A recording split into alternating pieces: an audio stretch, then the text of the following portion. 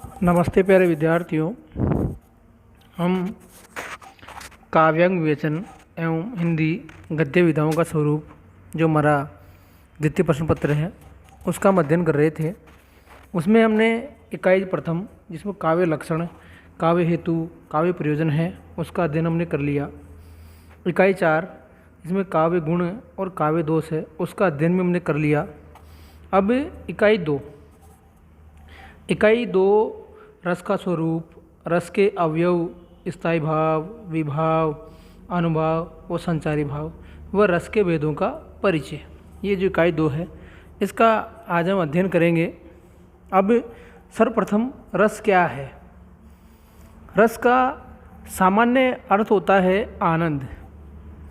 जैसे हर प्राणी अपने जीवन में आनंद की प्राप्ति चाहता है, आनंद प्राप्ति ही जीवन का लक्ष्य होता है। इसी प्रकार काव्य का जो लक्ष्य है वो भी आनंद की प्राप्ति ही माना गया है। जैसे रसो वेश है के अनुसार रस को ब्रह्मानंद सहोदर माना गया है। काव्य में जो रस है उसको प्राण या आत्मा स्वरूप मानकर ही उसे सर्वोच्च स्थान प्रदान किया गया है। प्यारे विद्यार्थियों, इसको नोट करना।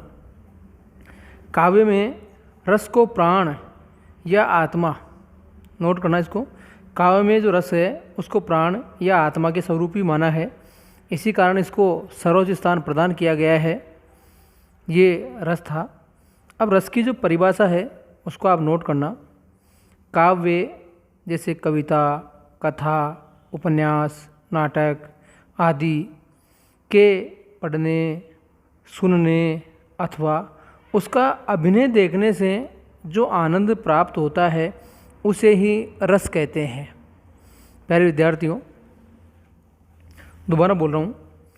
काव्य के यानी कविता, कथा, उपन्यास, नाटक के पढ़ने, सुनने अथवा उसका अभिनय देखने से, यानी आपने कोई नाटक देखा, उपन्यास को पढ़ा, कहानी को पढ़ा, कविता का अध्ययन किया, इनका जब पठन किया, इनके पठन से या इनके सुनने से, उसका अभिनय देखने से सामने लीला हो रही है, रामलीला कह दो या नाटक कह दो, वो हो रहा है, उसको आपने देखा, उसको सुना आपने और उपन्यास को आपने पढ़ा, तो देखने से या पढ़ने से जो आनंद की प्राप्ति होती है उसे ही रस कहते हैं।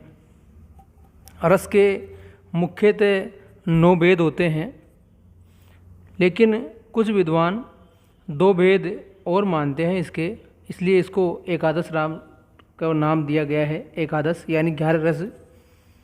वो 11 रस है आपके श्रृंगार रस, हास्य रस, करुण रस, वीर रस, रौद्र रस, भयानक रस, विभत्स रस, अद्भुत रस और शांत रस। तो प्यारे विद्यार्थियों, ये 9 रस तो हो गए मुख्य, जो मेन यही होते हैं 9 रस ही।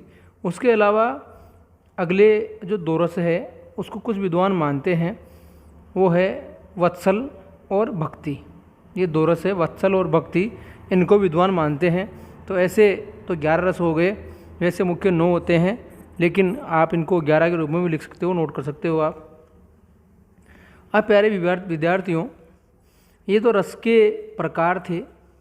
अब रस के अवयव भी होते हैं। अब रस के जो अवयव है ये अपने सिलेबस में भी है, वो है विभाव। विभाव में के भी 2 भाग होते हैं, आलम्बन विभाव और उद्दीपन विभाव। दूसरा अवयव है अनुभाव, और तीसरा है अनिभाव। के भी 4 भेद होते हैं, कायिक, वाचिक, सात्विक और आहार्य।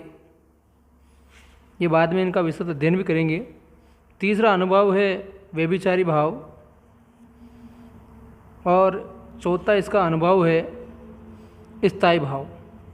ये इसके 4 अवयव है, इनका हम विस्तार से अध्ययन भी करेंगे। अब प्यारे विद्यार्थियों, मैं इस रस को एक साथ बड़ा वीडियो बना के तो आपको समझाऊंगा, तो आपकी समझ में कम आएगा, इसलिए 2-4 छोटे छोटे वीडियो के माध्यम से ये रस की जो सारी जो इसके भेद है या इसके जो भेदों का परिचय है, इसके जो अवयव है, इन सब का अध्ययन मैं आपको कराऊंगा। धन्यवाद।